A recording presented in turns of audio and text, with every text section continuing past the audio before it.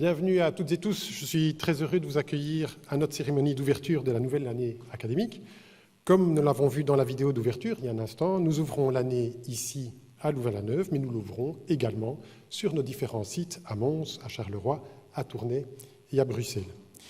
Monseigneur, Excellences, Mesdames et Messieurs les ambassadeurs, Mesdames et Messieurs les ministres, Monsieur le gouverneur, cher Gilles aussi, Mesdames et Messieurs les bourgmestres, chers et chers collègues recteurs et rectrices, et tout particulièrement, je souhaite la bienvenue à Anne-Sophie Nissen qui prendra ses fonctions de rectrice à l'Université de Liège dans quelques jours. Monsieur le recteur de la KU Leuven, beste Luc, hartelijk dank voor uw aanwezigheid hier. Messieurs les recteurs honoraires, Mesdames et Messieurs les directeurs et directrices, présidentes et présidents, chers et chers membres de notre communauté universitaire, chers nouveaux recrutés, c'est tous nos nouveaux professeurs recrutés pour cette année-ci, chers et chers amis de l'université. Nous avons le bonheur de souhaiter la bienvenue à nouvelles étudiantes et nouveaux étudiants. Ils étaient nombreux à la semaine Win Week, la semaine de la réussite qui avait lieu la semaine passée, préparation à l'année académique. Le nombre de nos étudiantes et de nos étudiants ne fait que croître chaque année. De 10 000 il y a 50 ans, nous sommes 35 000 cette année. Il et elle devraient rejoindre dans quelques années la grande famille des 150 000 diplômés UC Louvain en Belgique et à travers le monde. La vie de tous nos sites reprend, vibrante, prenante et passionnante. Nos traditions, dont fait partie cette rentrée universitaire, jalonnent de rendez-vous notre vie collective. Ce sont des repères stables de notre existence par temps calme. Mais vivons-nous des temps calmes? Après avoir affronté une pandémie qui nous a marqués, parfois fatigués, nous aspirions toutes et tous à un répit, à une soif de liberté qui s'est exprimée durant un été presque normalement retrouvé. Presque. Pour certains, cet été a été largement marqué de la fin de l'insouciance climatique. Ce ne sont plus des chiffres, des prévisions ou des modèles. Les effets du dérèglement climatique sont sous nos yeux. Malgré nos aspirations à la paix et à la prospérité, les crises politiques, climatiques et économiques s'inscrivent durablement au quotidien de nos vies. L'exceptionnel semble devenir la norme. Le choix d'un mode de déplacement, l'inflation, les perspectives énergétiques ou les répercussions des conflits armés dans le monde nous confrontent toujours de manière plus concrète à de nouvelles réalités. Alors, que nous faut-il faire? En clôture de cette cérémonie, je partagerai avec vous ce qui me semble constituer la responsabilité de notre université en ces périodes mouvementées. L'université doit contribuer à inventer nos lendemains, le thème de cette rentrée académique. Elle doit être un lieu de proposition, un lieu de souffle et un lieu de perspective. Par notre rôle de formation et de recherche, nous portons la responsabilité de développer des compétences pour penser et construire la société de demain, mais aussi la responsabilité de raviver le courage, l'espoir et aussi l'émerveillement.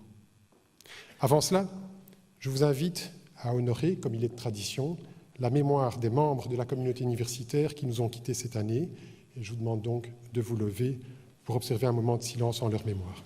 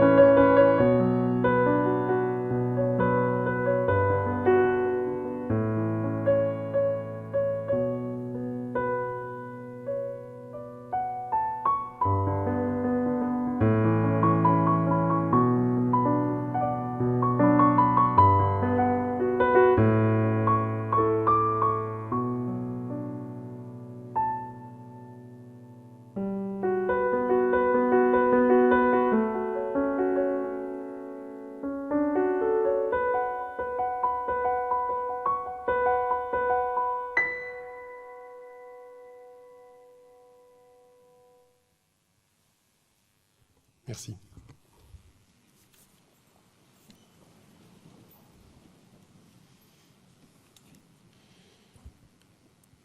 Plusieurs professeurs ont été admis à l'éméritat cette année. Ils et elles ont souvent accompagné des milliers, parfois des dizaines de milliers d'étudiants et d'étudiants, de chercheuses et de chercheurs, durant parfois plus de 30 ans. Au nom de l'université, je souhaite les remercier très vivement pour leur engagement dans leur domaine de recherche comme dans leurs enseignements. Ils ont marqué des générations entières, des générations qui nous accompagneront encore longtemps. Alors, plusieurs d'entre eux sont dans cette salle et je vais prendre juste un moment pour citer tous ceux qui sont admis à l'éméritat cette année. À la faculté de droit et de criminologie, Diane Déhomme. À la faculté des sciences économiques, sociales, politiques et de communication, Françoise Bartiot, Pierre-Joseph Laurent, Bruno van der Linden. À la Louvain School of Management, Pierre Semal, Giorgio Tessolin. À la faculté de philosophie, arts et lettres, Luc Courtois, Daniel Loris, Silvia Lucchini, Xavier Rousseau. À la faculté de psychologie et des sciences de l'éducation, Marie-Pierre Departe de Courtrai. À la faculté de médecine et de médecine dentaire, Patrick Chenu, Philippe Clapeut, Stéphane Clément-Cléty, Pierre Couly, Naïma Degouge, Pierre Gianello, Claude Gilliard, Chantal Lefebvre, Francis Lorge, Dominique Metter, Étienne Merbet, Philippe Noironne, Thierry Sleusmans, Marie-Ange Nisol, Claude Bertrand, Marianne de Tourchaninov. En lisant toute cette liste, alors même que j'ai assisté à toute une série de proclamations, j'ai envie de donner la plus grande distinction à tous ceux que je proclame ici. À la faculté de pharmacie et des sciences biomédicales, Sonia Brichard, Jean-Paul Coutelier, Marie-Paul Mingeot, Véronique Préave. Véronique a été prorectrice il y a de ça quelques années. Merci Véronique. À la faculté de santé publique, Dominique Lison. À la faculté des sciences de la motricité, Philippe Hanson, Marc Louis, Patrick Willems, Jean-Marie Van Marcenil. À la faculté des sciences, Dominique De Prince, Jean-Marc Gérard, Yann Govartz, Jean-Pascal Van Yperseel. À l'école polytechnique de Louvain, Kouider Benaoum, Roland Koenings et Jean-Didier Lega, que j'ai vu tout à l'heure. Merci Jean-Didier pour toutes ces années. À la faculté d'architecture, d'ingénierie architecturale, d'urbanisme, Pierre Acarin, Christian Gillot, Pascal Marchand, Jean-Louis Van den Eyde, Bernard Wittrewangel, Grégoire Guillaume et finalement à la faculté des bio-ingénieurs, Jacques Maillon. Alors j'ai lu ici toute une série de noms, pour beaucoup d'entre vous sans doute ils n'évoquent pas grand-chose.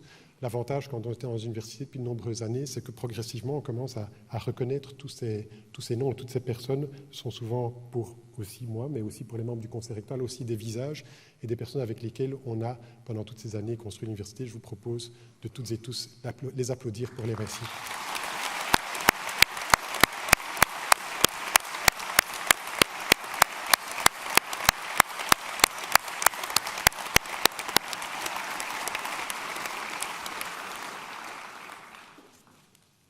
Je tiens aussi à remercier tous les membres du personnel administratif et technique, et leur nom va apparaître à l'écran ici derrière moi, qui ont pris ces derniers mois leur retraite.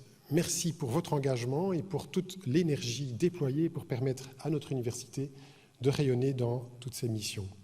J'aimerais en particulier adresser un merci à Dominique Opfergelt, mais à travers lui, c'est aussi l'ensemble des membres du personnel administratif que je souhaite remercier, qui prendra sa retraite prochainement et qui participe à sa dernière rentrée académique comme membre du personnel, certainement pas sa dernière rentrée académique. Dominique Opfergelt a été administrateur général de l'université pendant 10 ans. Il a passé la main il y a 2 ans à Alexia Houten comme administrateur général et depuis, il a continué à apporter son expertise. Alors je souhaite te dire, j'essaie de le chercher du regard, où est-il, Dominique? Voilà, il est là. Je souhaite te dire, Dominique, en mon nom, en celui des membres du conseil rectoral et de toute l'université, toute notre reconnaissance pour toutes ces années d'un formidable engagement. Merci pour ta très grande disponibilité, la pertinence de tes analyses et ta gestion à la fois responsable et profondément humaine. Ces qualificatifs, ils s'appliquent à toi comme à de nombreuses autres personnes dont on voyait le nom apparaître il y a un instant, membres du personnel administratif qui prennent leur retraite, et je vous propose à nouveau de les remercier très largement.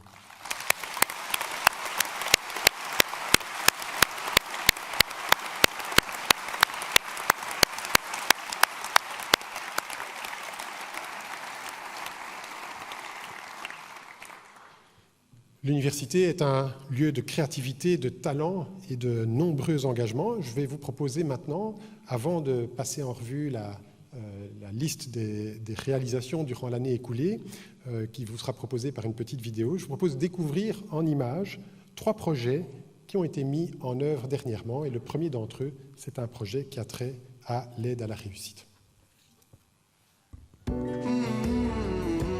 On a créé cette cellule pour pouvoir offrir à nos étudiants une aide, principalement méthodologique, mais ça peut aussi s'élargir à toute une série d'aspects du parcours étudiant, pour vraiment aider nos étudiants de la première jusqu'à la fin de leurs études. On travaille en collaboration avec à la fois le service d'aide où il y a les psychologues, le centre d'information et de l'orientation. Et puis on travaille aussi avec le LLL qui, lui, se focalise plutôt sur l'accompagnement des enseignants.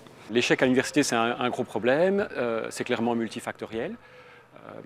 On n'a pas de solution miracle. Alors on essaye sans cesse d'inventer des nouvelles choses. Les buddies, c'est un projet institutionnel qui a été mis en place pour aider les étudiants de première année. C'est pas évident de faire la transition entre le secondaire et l'université. Ils ont besoin d'accompagnement.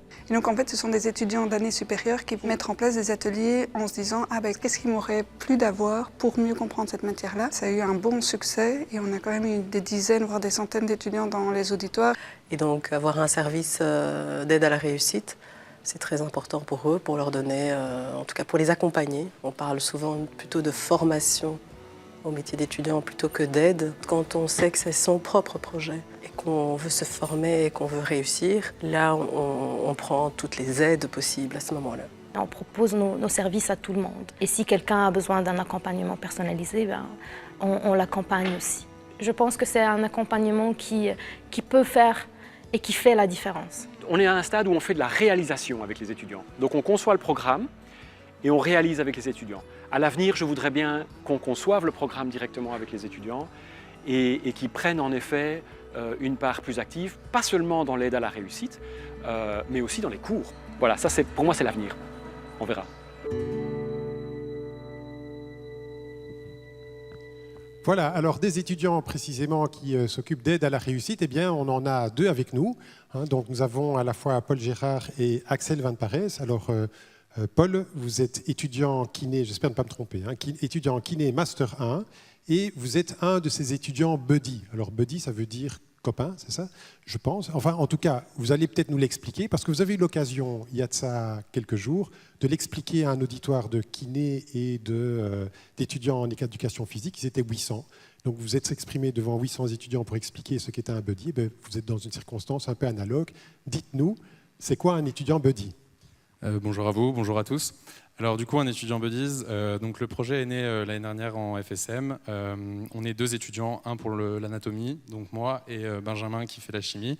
Et notre travail consiste à venir aider les étudiants qui rencontrent des difficultés ou pas d'ailleurs, à mieux comprendre la matière et à appréhender l'examen. Et donc voilà, on organise à peu près une séance par semaine, ce qui leur permet de s'entraîner avec des QCM et différents ateliers. Et quand vous faites anatomie, vous pouvez expliquer comment on fait le buddy en anatomie? Vous faites comment pour aider à la compréhension de l'anatomie? Alors, comment on fait? C'est un petit peu compliqué. En fait, eux suivent le cours en auditoire, et donc moi, je vais être chargé en fait, de relier les différentes structures entre elles, ce qui n'est pas forcément évident à faire quand on suit le cours magistral. Donc, je vais faire un peu des cours transversaux. Et les aider à revoir la matière plusieurs fois aussi. Donc le professeur explique, les étudiants ne comprennent pas, et puis vous expliquez et les étudiants comprennent, c'est ça? Voilà. Voilà. Vous voyez, ça c'est l'aide à la réussite. Ça, hein, voilà. Alors on a également Axel Van Parijs, qui est aussi étudiante en sciences de la santé, mais étudiante en biomédical. Et puis Axel, vous avez été informatrice, donc, entre autres dans les salons, mais pas seulement. Vous êtes occupé aussi des journées portes ouvertes. Vous savez que pendant l'année, il y a des portes ouvertes pour introduire les élèves, pour découvrir ce qu'est l'université. Et puis vous occupez aussi de packs en bloc. Alors, vous pouvez nous dire en quoi consistent ces salons dans lesquels vous avez été dans des salons, je crois, à Bruxelles, à Namur, à Mons, à différents endroits. Quel genre de questions les élèves viennent et vous posent-ils? Les salons d'ICIEP, c'est des salons où les étudiants du secondaire viennent pour s'informer sur les études. Et moi, mon rôle, c'est d'informer principalement sur les sciences biomédicales, mais aussi sur les sciences pharmaceutiques. Et donc, on va principalement parcourir les programmes avec eux, voir les débouchés. Souvent, en sciences biomédicales, en plus, c'est des zones assez floues. Et donc, c'est ça, on parcourt les programmes, on voit les différentes débouchés et on essaye un peu de les conseiller au mieux, en fait, par rapport à ce qu'eux veulent et par rapport à ce que nos formations proposent, quoi. Et donc, vous ne les informez que sur des études dans lesquelles vous êtes inscrite vous-même, c'est bien ça? Ça m'est arrivé de donner quelques informations sur la faculté de médecine, par exemple, mais normalement, ce sont des étudiants de cette faculté qui conseillent sur cette faculté. Très bien. Et alors, vous occupez aussi de Pack en bloc. Pack en bloc, ça veut dire quoi, ça, vous pouvez peut-être expliquer aussi? Pack en bloc, c'est un blocus encadré pendant le break de printemps. Et donc, les étudiants de première année de bachelier ont l'occasion de venir suivre le blocus sur le site de l'UCL. Et ils sont répartis par classe. Ils peuvent poser des questions à des étudiants. Ils ont aussi des monitorats pour revoir les points de matière plus compliqués. Ils ont des activités méthodologiques pour apprendre à planifier un horaire, etc. Et tout est fait pour leur offrir un environnement de travail sain, avec des repas complets et ces choses-là. Très bien. Alors, peut-être une dernière question à vous deux. On fait parfois le reproche à l'aide à réussite du fait que c'est souvent les étudiants qui en ont vraiment besoin n'en font pas vraiment toujours appel, tandis que c'est souvent les étudiants les plus motivés, peut-être qui utilisent le système, ou toutes les offres qui leur sont faites. Est-ce que vous êtes d'accord avec ça, ou bien et comment éventuellement peut-on aller chercher à inciter les étudiants qui en ont véritablement besoin à venir suivre les formations? Je n'ai pas personnellement cette impression, et je pense qu'en mettant des étudiants dans l'aide à la réussite, ça peut inciter les étudiants à y aller, parce que souvent ils sont un peu gênés de poser les questions aux professeurs, etc. Tandis que parler directement à un étudiant, en général, c'est plus facile pour eux. Donc je pense que ça peut inciter tous les étudiants à venir, mais je ne sais pas ce que Paul en pense. D'accord, Paul. Pour ma part, moi, souvent en séance, les étudiants qui sont vraiment motivés sont souvent devant, et ceux qui sont un peu moins motivés sont derrière, mais dans tous les cas, on essaye de vraiment mettre sur les plateformes Moodle, etc., les QCM qu'on prépare et les séances qu'on prépare, afin que s'ils ne veulent pas venir en séance, ils puissent la suivre chez eux. Très bien. Eh bien, c'était le premier volet. Grand merci. On va découvrir maintenant une vidéo qui est relative à Circle U et des étudiants qui ont été à l'université d'été à Berlin. Mais avant ça, je vous propose de vous remercier tous les deux. Grand merci à tous les deux.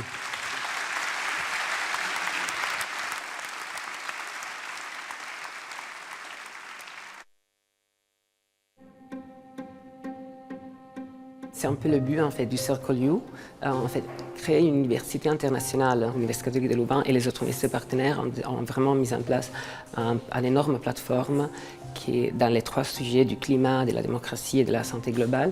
Et je pense que ça, c'est très intéressant. Ce sont les sujets les plus urgents, je pense. Ici, nous, on a vraiment essayé d'aplatir toutes ces frontières disciplinaires et les étudiants vont se retrouver dans des activités où ils sont en équipe avec des étudiants de plusieurs pays, mais aussi de plusieurs disciplines. Nous ne sommes pas, nous, les professeurs, à donner des cours et à être un petit peu dans une posture verticale avec les étudiants, mais on essaie vraiment de co-construire, donc c'est la co-construction avec les étudiants, et donc on travaille avec eux. Il y a une série de projets de Summer School, il y a certaines qui ont déjà eu lieu, il y en a d'autres encore en préparation, notamment dans les hubs, donc ça c'est vraiment quelque chose qui fait pour les étudiants, mais aussi pour les chercheurs.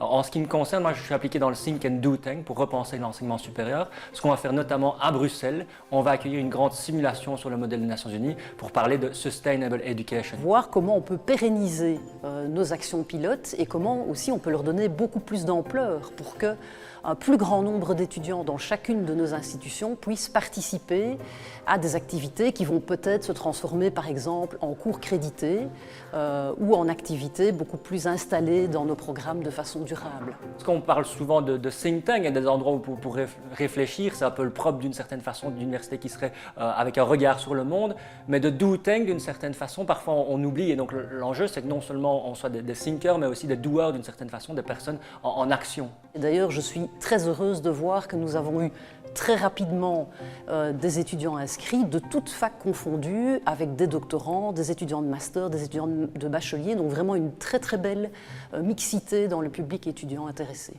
Circle U, c'est l'université de demain, mais c'est aussi l'endroit qui peut penser l'université de demain.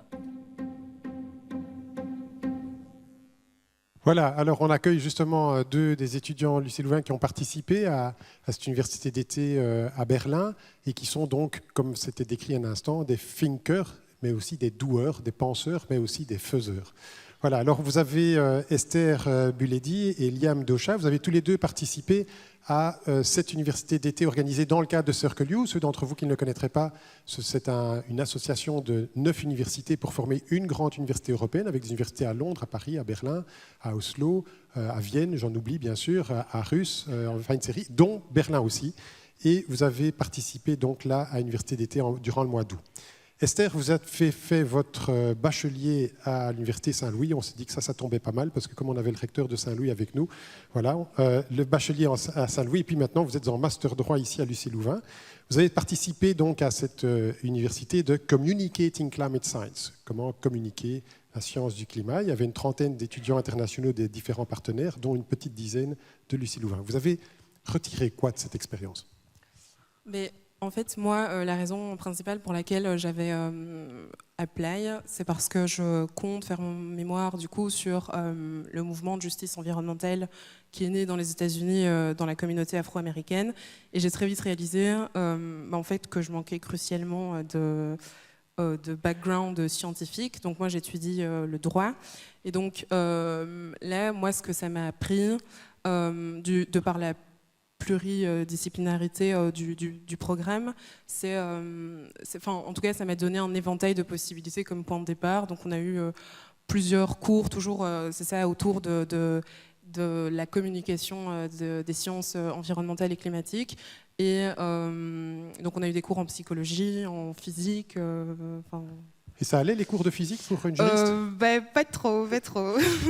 Mais du coup, en tout cas, ce qui est intéressant, c'est qu'il y en avait pour tout le monde et pour quelqu'un qui est plus dans le domaine, On va y venir, on va y venir. Mais peut-être avant ça, vous étiez je pense que vous êtes aussi dans un COT à projet, vous avez été dans le MIGRACOT, et je pense que vous êtes très sensible à la problématique des réfugiés, que vous souhaitez essentiellement faire votre mémoire en justice environnementale en droit.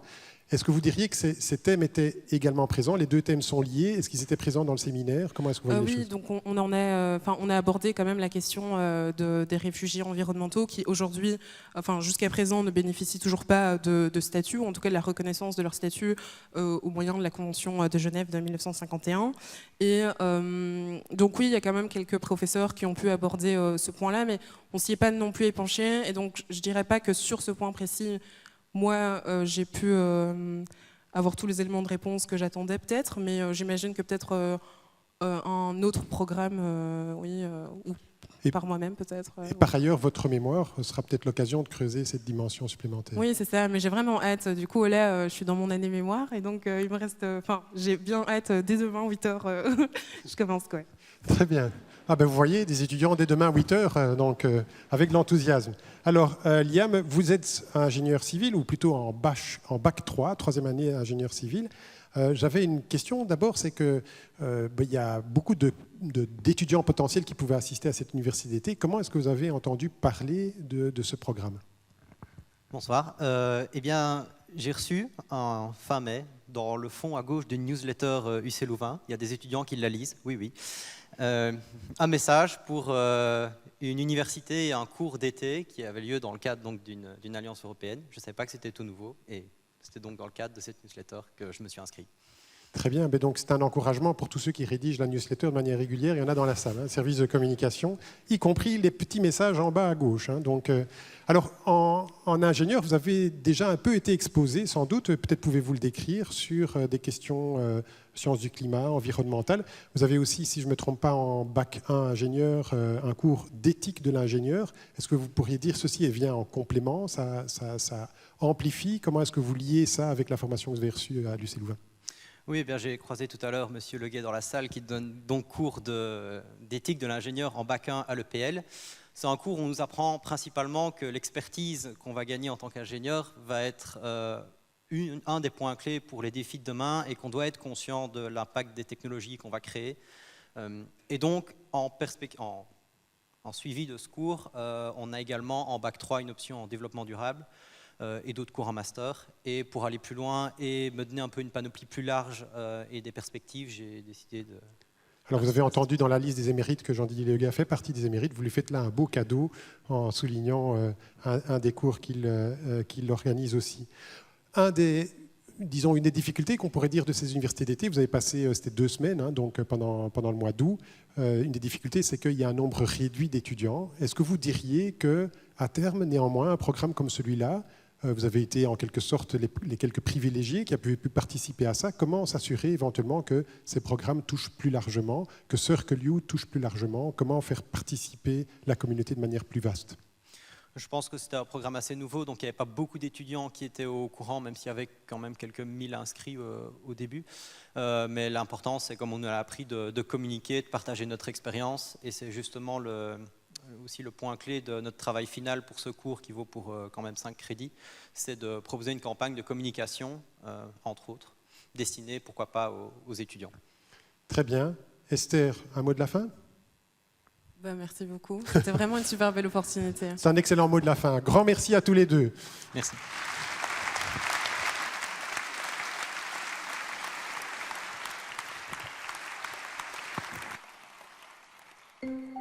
C'est la 6e édition d'Access to University. C'est toujours le plaisir de découvrir un nouveau groupe et puis de découvrir à quel point chaque groupe est différent chaque année. Il y a énormément de motivation. J'ai vraiment été étonnée de voir leur réactivité tout au long de nos contacts ici pendant les vacances. Il y a une relation de confiance qui se crée. C'est un petit peu la famille Access to You quand ils se retrouvent simplement entre eux et avec moi pendant les cours de français préparatoires. C'est un cours vraiment qui va voir, par exemple, découvrir le monde ici à l'université, être capable de se présenter comme étudiant, être capable de comprendre un calendrier académique, mais aussi être capable de rédiger un résumé. À côté de ce cours préparatoire, ils ont un cours général qui est adapté à leur niveau et c'est là vraiment qu'ils vont acquérir les connaissances pour écrire des textes et parler en français. Que cette barrière de la langue saute et qu'ils puissent commencer dès l'année prochaine un parcours académique ici, quoi. Grâce à ce sentiment d'appartenance, ils vont pouvoir vraiment augmenter leurs compétences et s'intégrer plus facilement dans la communauté étudiante, mais aussi en Belgique. Nous, notre but, ça va vraiment de leur donner les clés pour ouvrir tout ça, donc que ce soit le français, les cours et toutes les activités extra-académiques qu'il y a autour. C'est un projet humain avant tout, donc l'accompagnement se fait aussi bien sur l'académique que l'extra-académique. Il y a vraiment quelque chose de très bienveillant quand ils parlent de leurs difficultés et de leur pays, quelle que soit leur origine, quelle que soit leur religion, quelle que soit leur langue et leur culture. Se dire que nous, on va donner de la confiance là où peut-être ils n'en ont pas eu dans leur parcours migratoire et aussi alors qu'ils vivent des situations très difficiles dans leur pays d'origine. Donc c'est avant tout redonner confiance. Le service à la société, c'est une des 3 missions de l'université. On s'est choisi comme valeur l'engagement et la générosité. Et je pense que quand on accompagne nos étudiants d'Access to University dans leur apprentissage du français et leur découverte du métier étudiant, on est aussi sur ces 2 valeurs-là, qui sont des déclinaisons du service à la société. Voilà, le programme Access to University qui existe déjà depuis 5 ans, qui est destiné aux réfugiés, dont chaque année une vingtaine de réfugiés. Cette année-ci, on a ouvert un chapitre particulier suite à la crise en Ukraine, entre autres d'ailleurs grâce à la générosité de certaines des personnes qui sont ici dans la salle. Et j'ai l'occasion d'accueillir 2 de celles qui ont bénéficié de ce programme cette année-ci. Alors, Alina, je vais être sûr de voilà, Alina. Alina est originaire de Kiev, en Ukraine. Sa famille est restée à Kiev. Tu me corriges, hein, Alina, si je me trompe. En mars, après l'invasion russe, une amie a dit c'est dangereux, c'est trop dangereux, il faut venir, et a suggéré que vous veniez ici à l'UC Louvain. Vous avez continué néanmoins à suivre vos études à Kiev en distance, et vous continuez pour le moment à suivre vos cours à distance en 3e bac sociologie. Vous souhaitez rentrer dans un programme en sciences politiques. Comment décririez-vous ce que vous a apporté le programme Access to University, parce que ça reste un petit peu flou. Qu'est-ce que ça a apporté le programme? Oui, bonjour à tous, merci beaucoup pour nous accueillir aujourd'hui. En fait, en général, quand je suis arrivée en Belgique, ce programme-là, Access to University Ukraine, m'a permis de structurer mon temps, mes pensées après cette période assez dure à cause de la guerre à l'Ukraine. Et ça me permet d'améliorer mon français. Ce n'est pas toujours parfait, mais je fais de mon mieux. Très bien. Merci. Et en général, de continuer mon formation. Et vous avez déjà eu l'occasion de suivre certains cours ici, ou bien comment? Donc on vous apporte une aide à la fois pour l'apprentissage des langues, mais aussi peut-être une aide administrative pour vous inscrire, pour vous inscrire à la commune, pour trouver un logement. Quel est le type d'aide qui vous est apporté? Oui, ce que je suis très reconnaissante à qui, c'est Madame Frère, c'est la coordinatrice de ce programme-là. Elle nous aidait beaucoup de nous accompagner, de répondre à toutes nos questions. Et donc, oui, si on a eu les questions, on a toujours, on pourrait de trouver la personne qui peut nous répondre. Très bien, merci Alina. Alors, Diana, votre famille à vous est déjà en partie à Bruxelles. Je pense que votre petit frère et votre maman sont dans la salle avec nous. Vous vivez à Bruxelles, vous venez donc poursuivre ces cours ici à Louvain-la-Neuve. Comment est-ce que vous avez entendu parler du programme Access to University? Bonjour à tous. Oui, j'aime beaucoup de programme Access to University parce que j'ai pris beaucoup de mon français, des exercices. Je suis très reconnaissante de Madame Louise Frère parce qu'elle m'aidait beaucoup et beaucoup de professeurs m'aidaient aussi et je prends beaucoup d'informations de UC Leuven et j'inscris dans l'UC Leuven pour cette année pour langue anglais-français.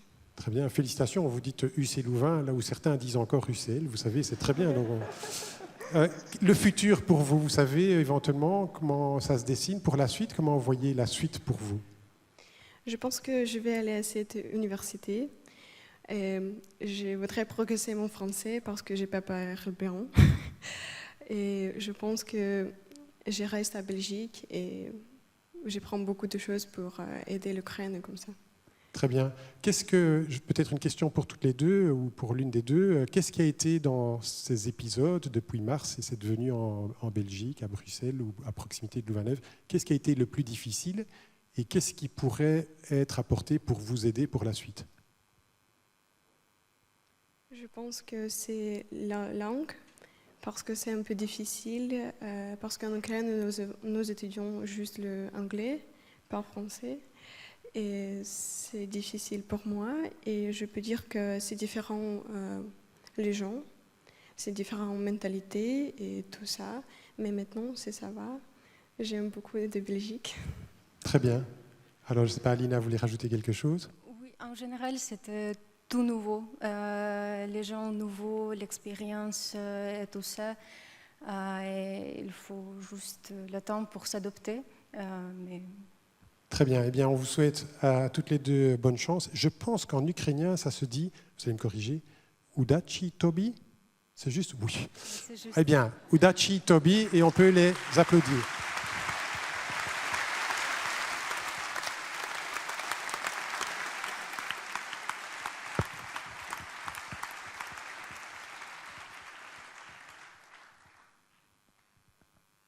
Je crois qu'on peut voir la rétrospective.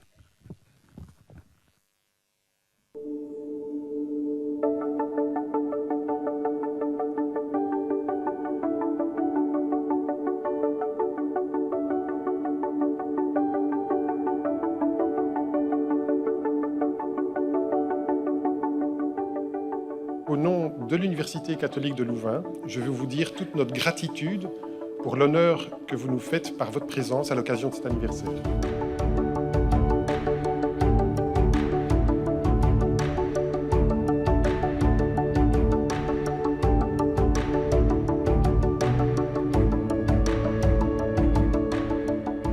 Tout récemment, le Bois de Lozelle a décroché le label PEFC, attestant de la gestion durable de la forêt.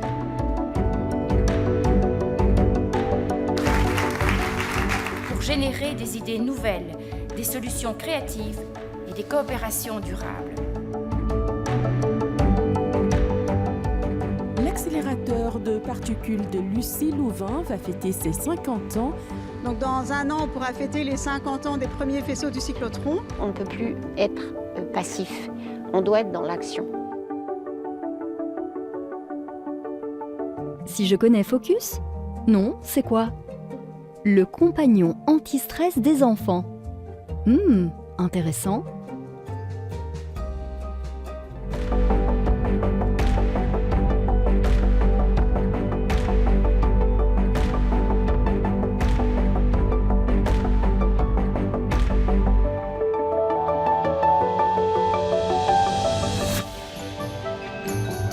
Et nous vous souhaitons à toutes et tous une excellente année 2022.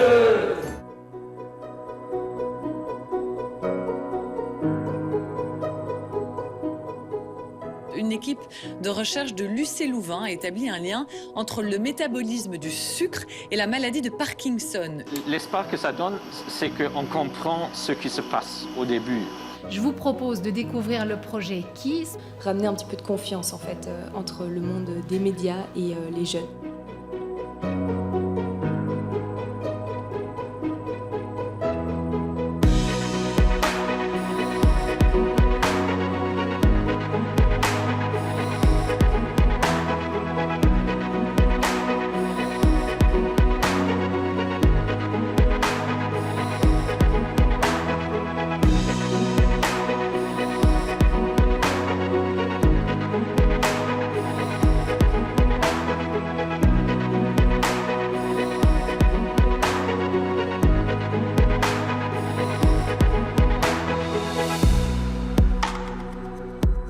Scale-up de l'année 2021 est Cowboy. L'entreprise de l'année 2021 est Odoo.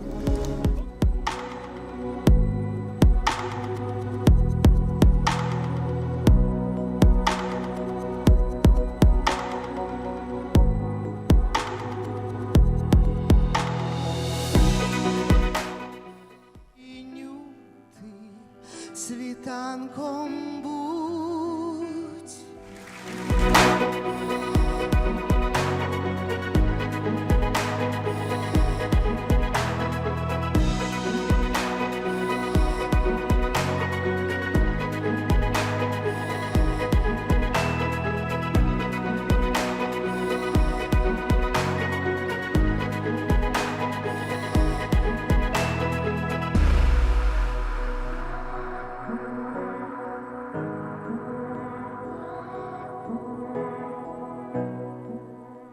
Je suis très heureuse de vous accueillir pour la 10e cérémonie de remise de ERA Award.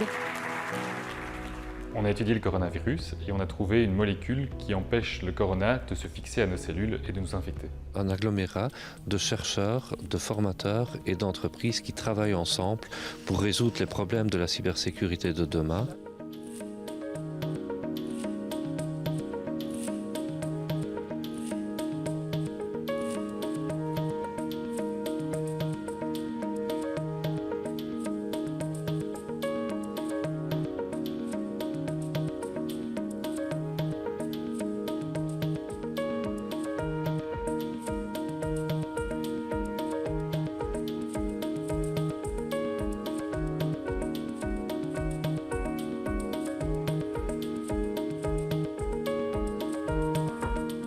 Première mondiale, une équipe de scientifiques belges a découvert un médicament pour traiter des angiomes sévères. On a 18 patients, ils ont tous diminué leur douleur qui était entre 8 et 10 sur 10. Ils sont maintenant à 0 voire 3 max.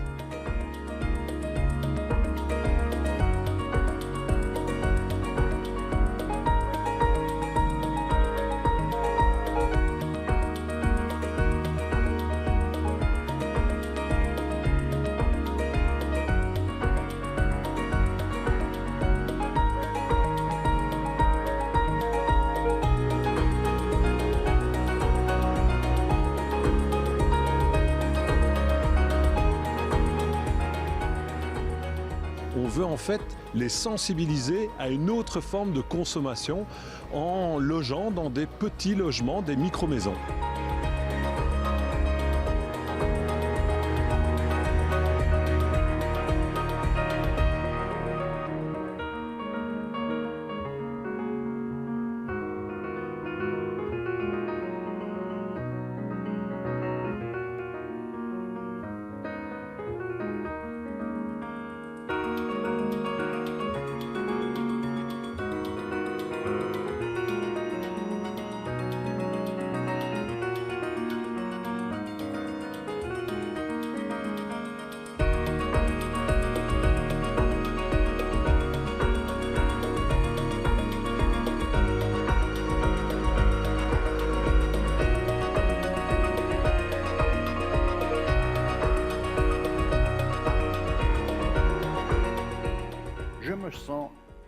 que chez moi ici. Je suis également chez moi en Europe.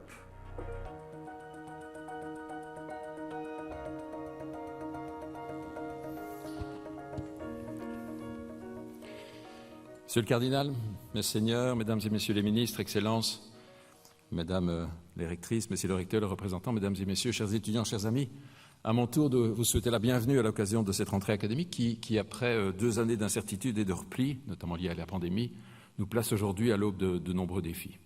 Et avant de passer en vue ceux d'entre eux qui concernent le plus directement notre université, j'aimerais au préalable revenir brièvement sur certains éléments qui ont marqué l'année écoulée et qui, je pense, devraient encore assez largement influencer ce début d'année. En effet, après le déconfinement acté, l'Europe et le monde ont été secoués, on vient de le voir et on le savait depuis longtemps, par la guerre en Ukraine. Et au-delà des horreurs qui y sont inhérentes, ce conflit a aussi amené son flux, certes raisonnable, mais néanmoins important, de réfugiés dans notre pays. Et on vient de le voir, à son échelle, la communauté universitaire a contribué activement à cet accueil au travers de son programme Access to University, je ne reviens pas là-dessus, mais aussi la disponibilité de ses membres pour offrir à chaque réfugié des pistes de reconstruction personnelle au travers de l'accueil, l'accompagnement, l'écoute, l'accès à la formation, à la recherche, bref, je pense ce que nous faisons de mieux. Et puis cette guerre, elle a aussi exacerbé à une échelle plus large, cette fois, des pressions inflationnistes que nos économies n'ont plus connues depuis quasiment 40 ans et qui impactent assez largement notre environnement économique et financier. Et je pense qu'on devrait y rester attentif dans la mesure où elle pourrait aussi largement influencer nos moyens d'action à l'avenir. Et puis, dans un tout autre cadre, cette année académique sera également celle de l'aboutissement de la réforme du décret paysage, initiée par notre ministre de l'Enseignement supérieur, largement débattue au cours de l'année écoulée. Et même si cette réforme nécessitera de nombreux moyens pour sa mise en œuvre, je pense qu'elle était assez largement attendue et me paraît correspondre grandement aux besoins des universités, en ce qu'elle clarifiera et simplifiera le parcours étudiant, et elle stimulera aussi, je pense, une gestion adéquate par chaque étudiante et étudiant de son année d'études. Et puis dans un tout autre contexte, et dans des proportions évidemment sans comparaison, notre université a été assez bien secouée ces derniers mois par des accusations qui visent de fait de harcèlement insuffisamment traités. Alors ces types d'agissements, qui sont clairement attentatoires à la dignité et au bien-être des personnes, ne sont malheureusement pas inconnus d'organisations comme la nôtre. Néanmoins, je pense que l'UC Louvain vit par rapport à ça un moment un peu particulier de libération de la parole par rapport à des faits, même anciens, qui n'ont clairement pas droit de citer en son sein. Et ça prouve, et c'est très positif, que des souffrances peuvent s'exprimer et espérer ainsi reconnaissance, voire même réparation. Alors, l'inévitable médiatisation de ces drames humains a aussi quelquefois engendré son lot de généralisations abusives, voire même outrancières. Je crois qu'on doit clairement le regretter, mais notre université doit aussi pouvoir se regarder dans le miroir. Nous avons, je pense, le devoir juridique et moral de traiter cette plainte avec le plus grand sérieux, avec empathie, et de le faire aussi dans le respect des droits fondamentaux des personnes. Et donc de trouver, sans doute plus vite que prévu, une réponse globale à ces questions, axée sur des actions de temporalité différentes. C'est ainsi, à très court terme, et dans le respect aussi des prérogatives des partenaires sociaux, notamment au sein du CPPT, que l'UC Louvain a déjà objectivé certaines faiblesses dans son fonctionnement et a entrepris de nombreuses mesures correctrices. Pour vous en citer 2, la cellule Together, déjà existante, a été renforcée pour donner plus de place à l'accompagnement des victimes, qui est essentiel quand il y a une plainte en lien avec des faits d'agression ou de harcèlement. Et puis des formations, des sensibilisations spécifiques sont maintenant accessibles à toutes les étudiantes et les étudiants. Elles le seront bientôt à l'ensemble des membres du personnel, à commencer par ceux qui exercent une autorité.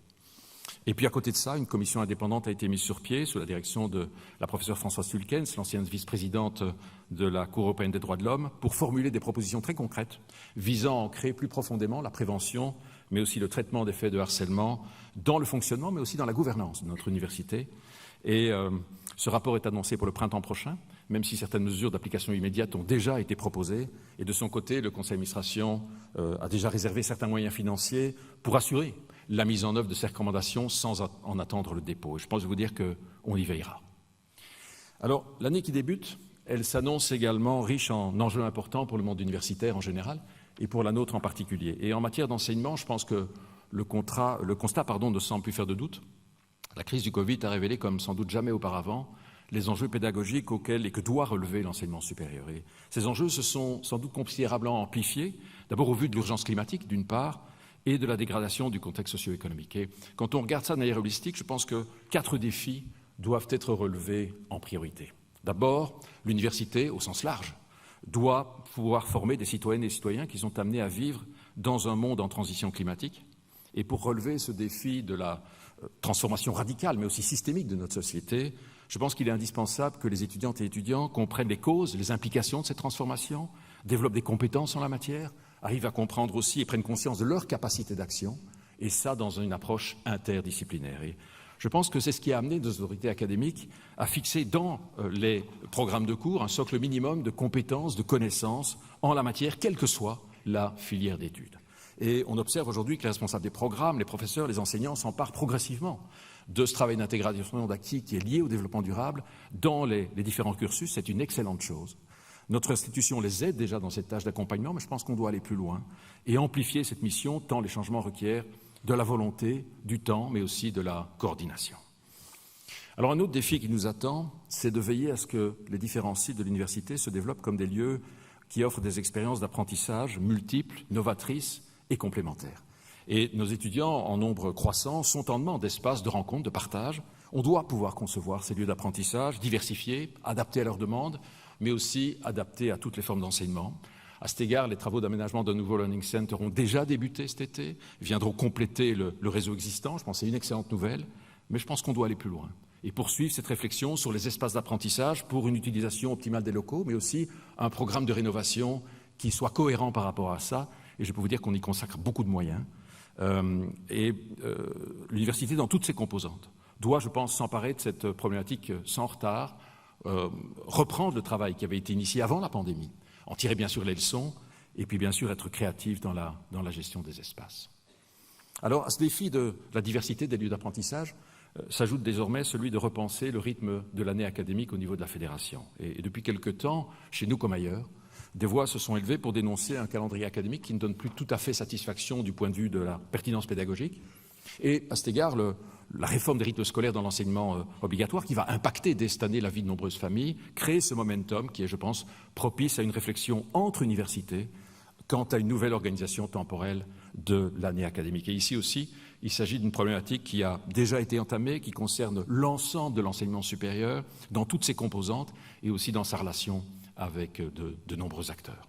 Et c'est ce qui m'amène à épingler un quatrième défi qui doit nous animer. C'est précisément le défi de l'université qui est en interaction croissante avec de nombreux partenaires, avec des acteurs culturels ou économiques, on pense par exemple à l'organisation de stages professionnels, avec d'autres universités européennes, je ne reviens pas sur Circle U, même si j'y reviendrai tout à l'heure brièvement, avec les autres universités de la Fédération Wallonie-Bruxelles, à commencer bien sûr par Saint-Louis Bruxelles, et puis en interaction aussi de plus en plus soutenue avec les hautes écoles. Et à cet égard, la mise en œuvre de la réforme de la formation initiale des enseignants, qui est attendue en septembre de l'année prochaine, est, je pense, à cet égard une occasion unique de resserrer plus encore des liens avec des partenaires de longue date. Alors ce dernier défi, il explique aussi en bonne partie la détermination de notre université à développer ses partenariats et à approfondir son ancrage à la fois régional et international. D'abord au niveau de la communauté. On le fait au travers de notre projet, notamment de fusion avec l'Université Saint-Louis-Bruxelles, qui arrime encore plus la présence de l'UC Louvain en région bruxelloise dans le domaine des sciences humaines, dans les conditions qui ont été fixées. Et aujourd'hui, les équipes administratives des deux universités préparent très concrètement ce projet de fusion de façon à être prêtes en septembre de l'année prochaine. Et on espère bien à cet égard que le feu vert décrétal pourra être donné à temps. Alors, à côté de notre présence à Bruxelles, l'UC Louvain entend aussi se développer en région wallonne par ses campus, son parc scientifique, ses hôpitaux universitaires. Et notre ambition dans ce domaine est également d'intensifier notre développement dans le Hainaut et particulièrement dans la région de Charleroi. Alors Charleroi, capitale sociale de la Wallonie, a cette particularité d'accueillir environ 3 fois moins de diplômés universitaires que la moyenne belge. Mais depuis quelques années, son offre de formation d'enseignement supérieur est en très forte croissance, notamment dans ce quartier de haut de la ville où nous souhaitons précisément nous implanter.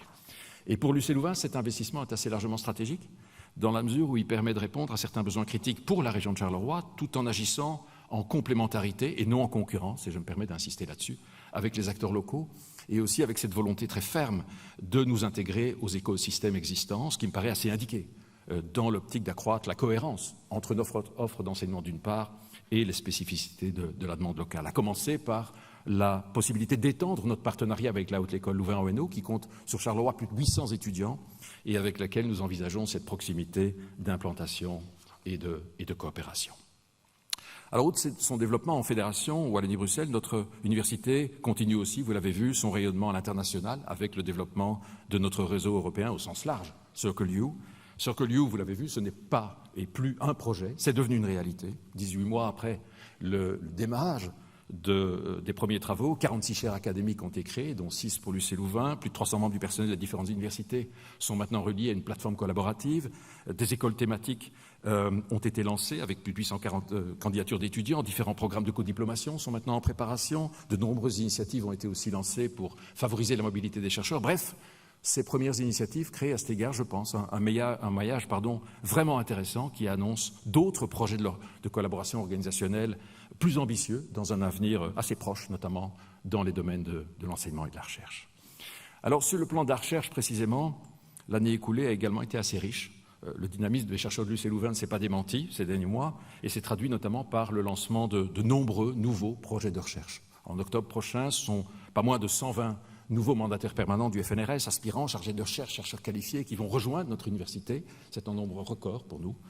Et au niveau européen, l'excellence de nos chercheurs ne se dément pas, puisqu'elle a été reconnue par l'obtention de 4 nouveaux starting grants du prestigieux European Research Council, financés par des moyens européens, qui, je pense, illustrent ce dynamisme de la recherche fondamentale qui a précisément vocation à fournir ce terreau dans lequel pourront se développer des innovations technologiques et sociétales qui sont susceptibles précisément de répondre aux défis auxquels nos sociétés sont confrontées.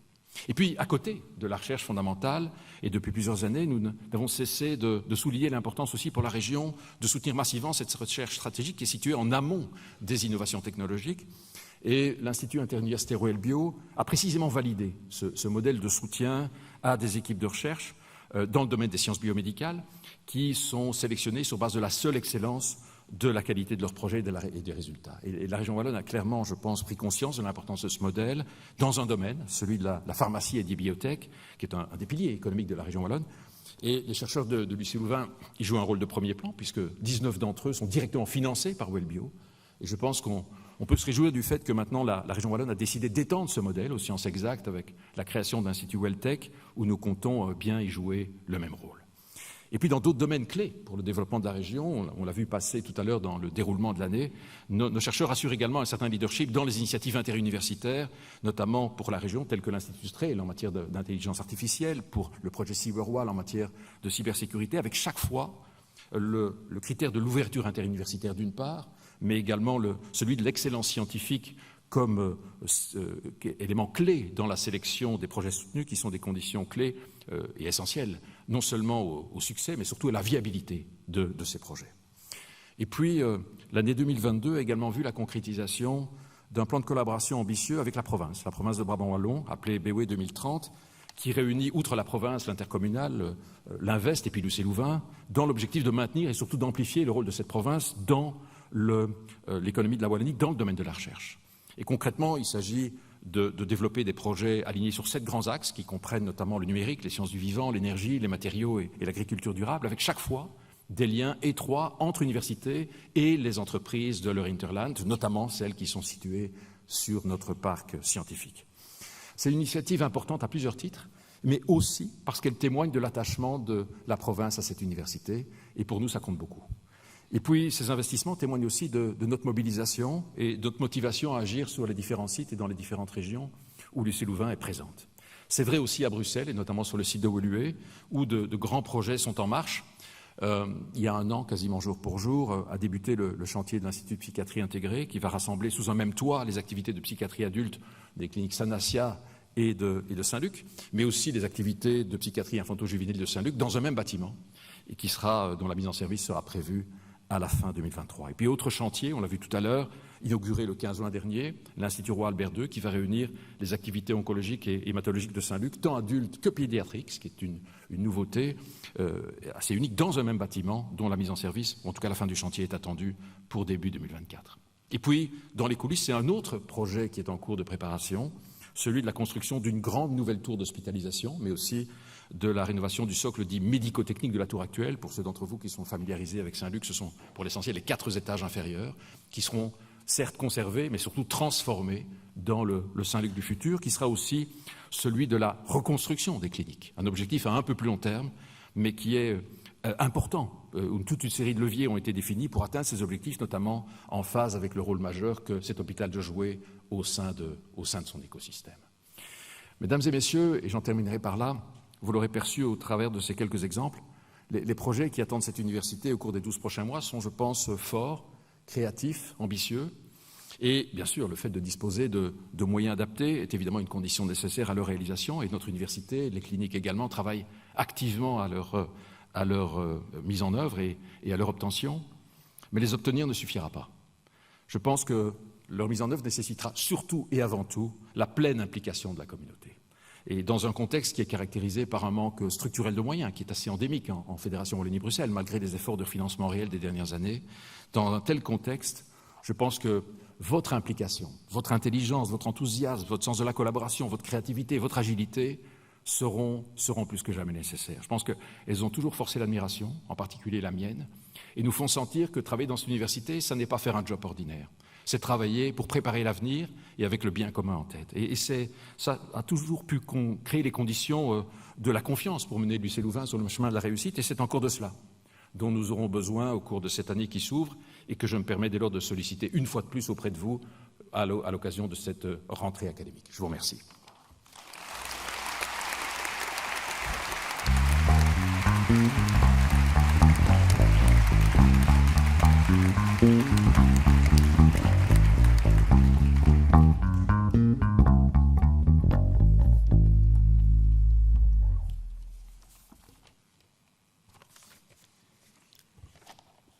Chères étudiantes, chers étudiants, mesdames, messieurs, en vos titres et qualités, nous représentons la présidence de l'AGL Woluwe. Vous avez bien entendu, il n'y a pas de mot en trop, Woluwe.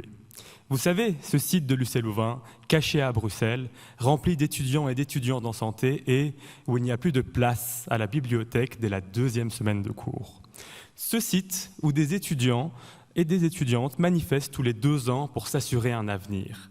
Un avenir qui est rendu incertain par le manque de financement du système de soins de santé et de l'enseignement supérieur. Alors oui, Madame la Ministre, oui, Mesdames, Messieurs les responsables politiques, oui, Monsieur le Recteur, comme le disaient très bien nos prédécesseurs, vous nous devez des excuses. Mais changeons de disque. Comment, après 2 ans de pandémie, Monsieur le Recteur, avez-vous pu plaider au nom de notre université pour une seule session de l'examen d'entrée en médecine? Ce qui, au vu des chiffres actuels, aurait laissé passer pour toute la Fédération Wallonie-Bruxelles seulement 333 lauréats et lauréates. Est-ce votre manière d'être acteur du changement? Pourtant, planifier une pénurie, c'est vu et revu. En parlant de pénurie, Mesdames et messieurs les responsables politiques, vous n'êtes pas en reste. Ces 20 ans à accorder votre confiance à une commission de planification dont les quotas nous ont menés à la pénurie actuelle nous forcent à vous annoncer une bien triste nouvelle, vous n'êtes plus finançable. Astérisque bas de page, si vous le souhaitez, vous avez 5 jours pour introduire un recours à la Fédération des étudiants francophones. Ils statueront sur votre cas dans les plus brefs délais.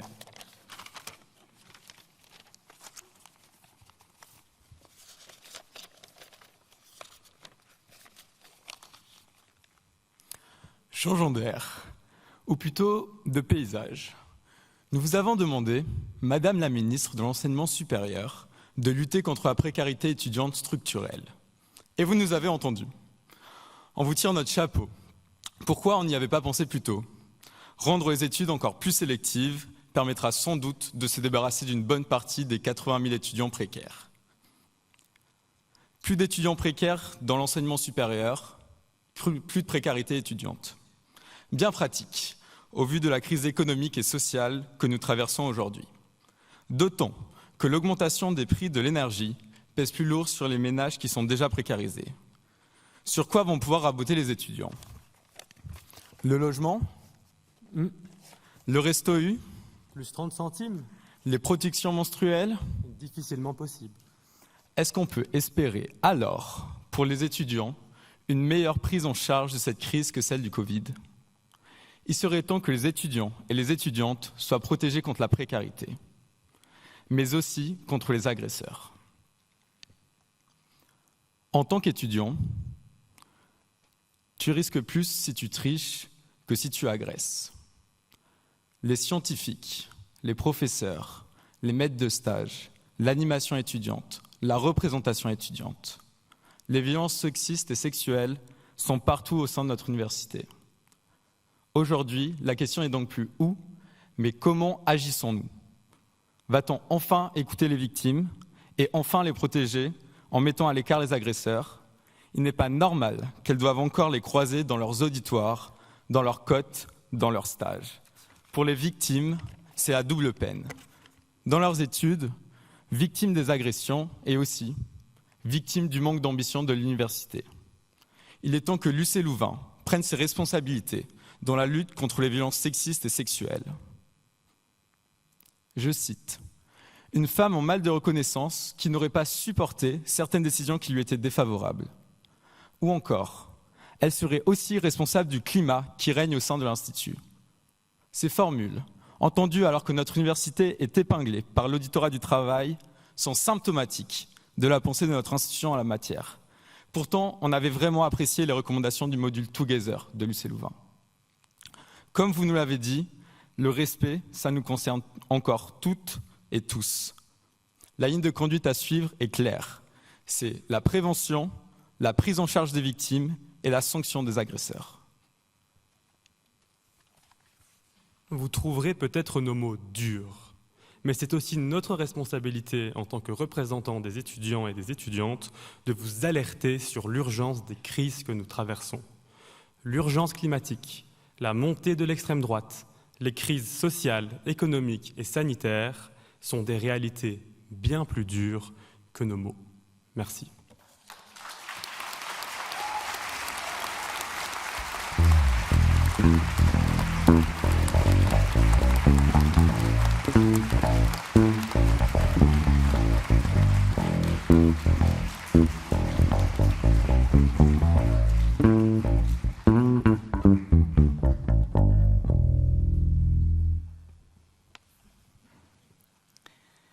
Mesdames et messieurs, en vos titres et qualités, les crises se succèdent. La liste des dossiers qui préoccupent les académiques est longue et il ne saurait être question ici d'en épuiser tous les thèmes. 3 dossiers retiendront plus particulièrement notre attention: la digitalisation, l'individualisation et le financement de l'université. Le premier point d'attention concerne la profonde transformation technologique qu'est la digitalisation. L'épidémie de la Covid a accéléré cette mutation de façon extraordinaire. Nous nous interrogeons sur les effets de cette mutation. Évitons de reproduire, dans cette 3e révolution industrielle, l'erreur qui a accompagné les 2 premières, celle de sous-estimer leur coût social et leurs effets pervers. La digitalisation est riche de promesses, dont une partie est déjà réalisée. Dans le même temps, si la mutation n'est pas régulée, elle peut être prise dans une dialectique négative qui transforme les promesses en régression. Voyez plutôt. D'un côté, la digitalisation fournit l'infrastructure d'une communication vraiment mondiale. Quel bonheur de pouvoir communiquer instantanément avec n'importe quel chercheur du monde. Galilée, Erasme ou Kant en auraient rêvé.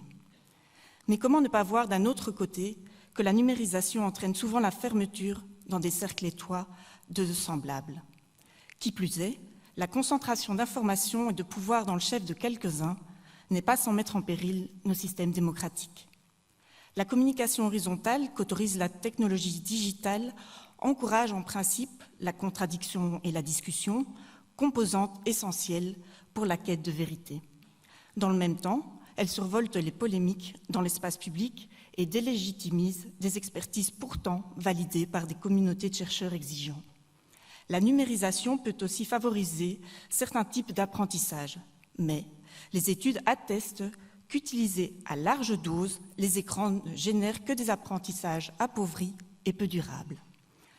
Face aux avancées ambivalentes de la numérisation, une vraie difficulté de régulation des usages se pose aujourd'hui à nous, académiques. On ne peut déléguer cette question à un niveau central. À tous les étages, il faut un usage dosé, pesé, raisonnable du digital. Il faut inventer un contact avec l'étudiant qui soit riche et personnel plutôt qu'algorithmique.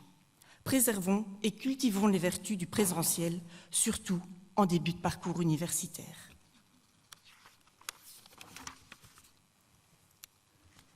Dans la foulée, notre deuxième point d'attention concerne l'individualisation du métier des académiques et du parcours des étudiants.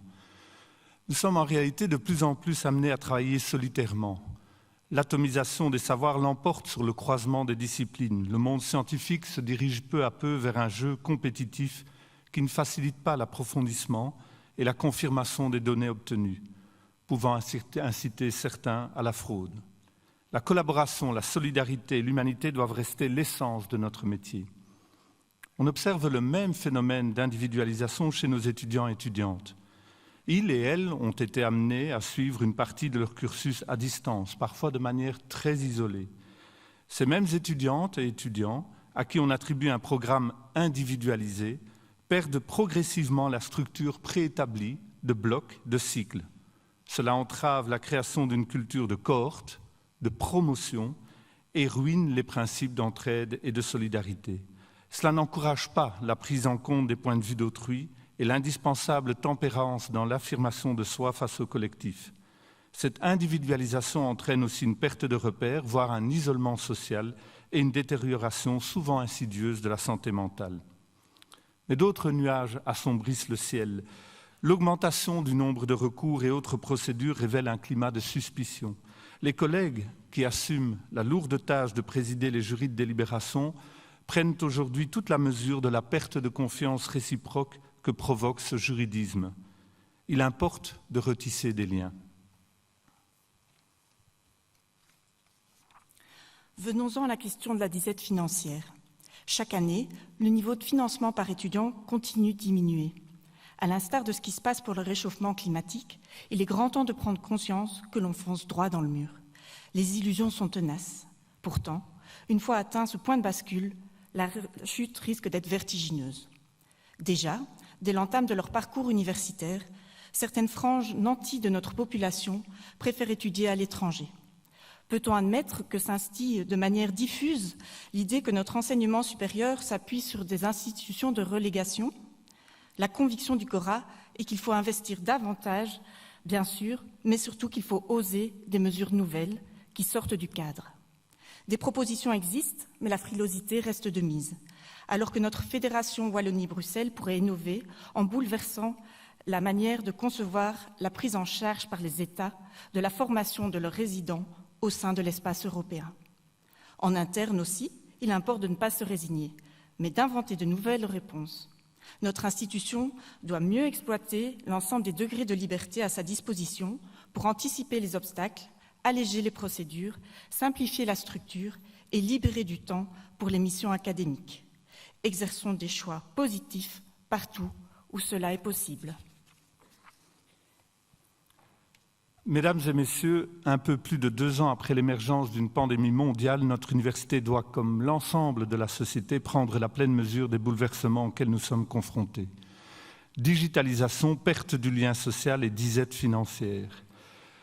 D'autres dossiers s'imposent, bien sûr. Le caractère suicidaire d'une croissance qui fait fi des réalités de notre maison commune, la Terre, ne devrait plus faire débat. Nous sommes fiers de notre université, elle s'est engagée avec force dans la transition. Le CORA salue les initiatives nombreuses des membres de notre communauté, à tous les échelons, pour intégrer toujours plus cette dimension. Plus question de tergiverser. Mais d'autres points exigent une attention bien plus importante que ce n'est encore le cas aujourd'hui. Le CORA est très attentif au dossier de la formation initiale des enseignants. Enjeu majeur pour l'enseignement obligatoire, cette réforme est de longue date au centre des préoccupations de nombreux académiques. Nous encourageons les autorités à mieux épauler leurs travaux. Enfin, nous nous élevons contre le poids des habitudes, des ornières dans le traitement du harcèlement. Chacune et chacun doit pouvoir travailler dans l'assurance d'une pleine reconnaissance de son apport, mais aussi dans une totale sérénité. Au-delà du flanc punitif, répressif, qui doit bien sûr recevoir l'attention nécessaire, l'institution doit rien moins qu'être exemplaire quant à l'instauration d'un climat de respect des personnes. Et l'UCL doit aussi améliorer l'inclusion des personnes émanant de toutes les sphères de notre société dans les diverses composantes de notre institution. Convenons-en, nous sommes loin du compte. Dans les crises que nous vivons, nous, académiques de Louvain, ne choisissons pas le retrait, nous choisissons l'engagement. Tout au long de cette mandature, le CORA a prôné une concertation étroite avec les autres corps. Cela a débouché sur des initiatives porteuses au niveau du conseil académique, telles que le groupe de travail sur les perspectives de l'université au sortir de la pandémie. Le CORA entend garder comme priorité de cultiver un climat de confiance avec les autres catégories de personnel au sein de notre université. Tout le monde en sort gagnant. Pour tous les défis qui viennent d'être évoqués, nous en appelons donc à un dialogue renouvelé avec toutes les composantes de l'université. Nous vous remercions pour votre attention.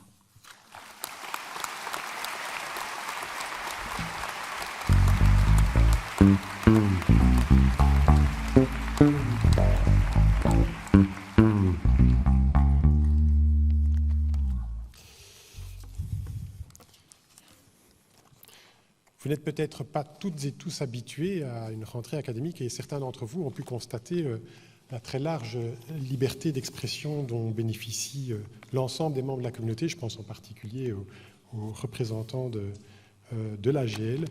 Et donc, cette liberté d'expression, bien sûr, doit se faire dans l'esprit qui règne ici au sein de l'UC Louvain, qui a été rappelé aussi par le CORA. Donc, un climat de confiance avec des propos qui sont idéalement constructifs, mais qui sont aussi justes, honnêtes, et qui portent une attention toute particulière à la réalité des faits et une attention toute particulière aux personnes.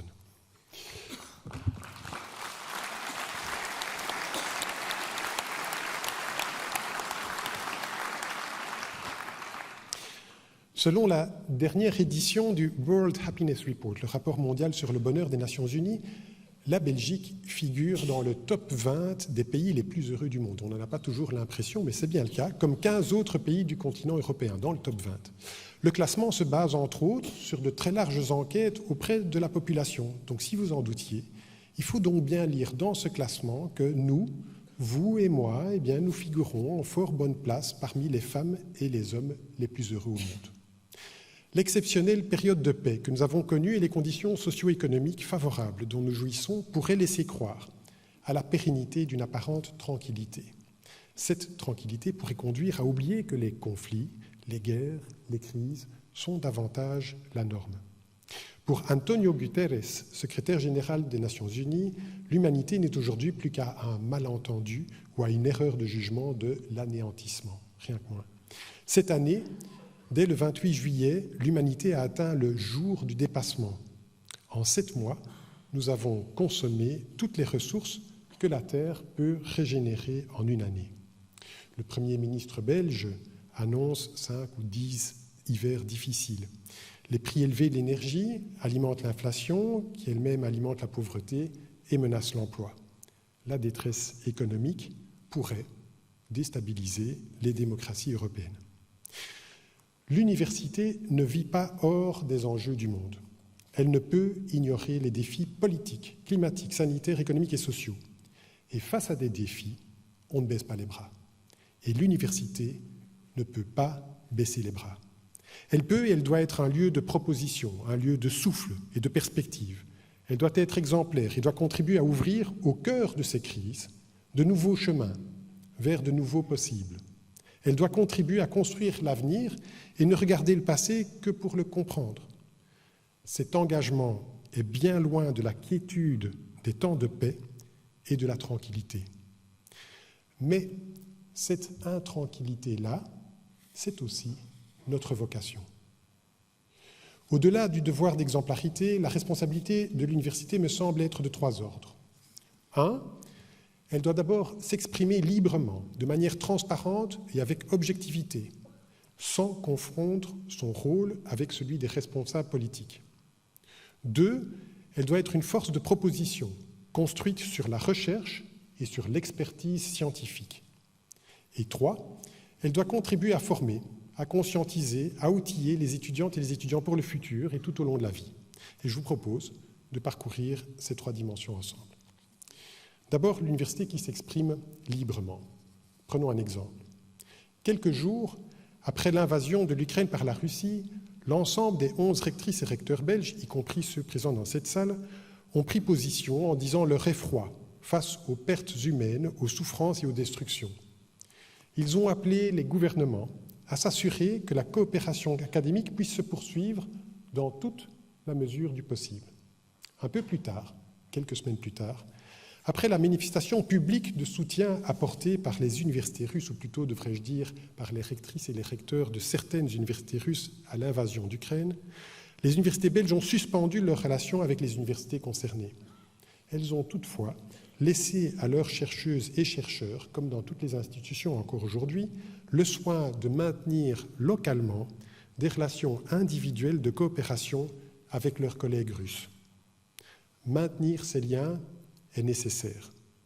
La libre circulation des idées, même aux heures les plus sombres d'un conflit armé, et surtout aux heures les plus sombres, c'est une valeur essentielle. Sur ce même principe, et dans un registre moins tragique, Lucie Louvain s'est engagée avec d'autres pour éviter que dans le cadre du Brexit, la science et la mobilité des chercheurs et des étudiants en Europe ne se coupent du Royaume-Uni. Au cours des 40 dernières années, le programme Erasmus, qui a touché des millions d'Européens, a été la semence la plus sûre et la plus profonde de la fragile construction européenne. Rompre ces liens serait dramatique. Maintenir le dialogue à travers le monde nécessite de continuer à développer nos réseaux, et nous devons aussi le faire sans nous cantonner au monde occidental. Notre université a une longue tradition de collaboration avec le Sud.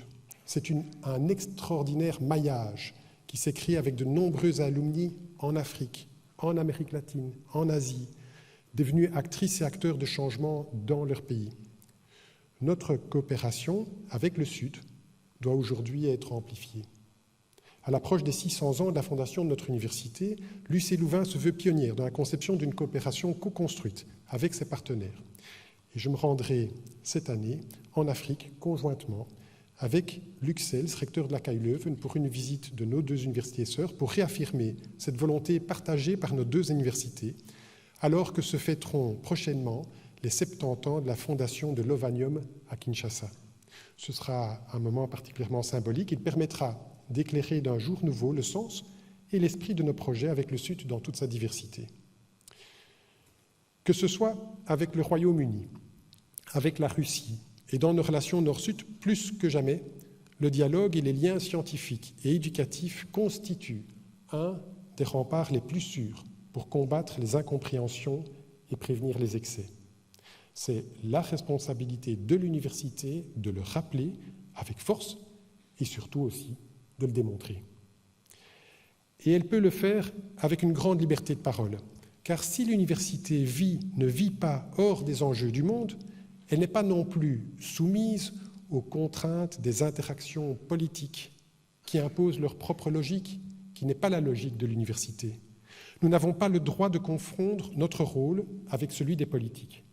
Cette liberté de parole est aussi celle qui lui donne sa force. L'université s'exprime, et il en va de même des membres de notre communauté qui s'expriment au départ de leur expertise scientifique.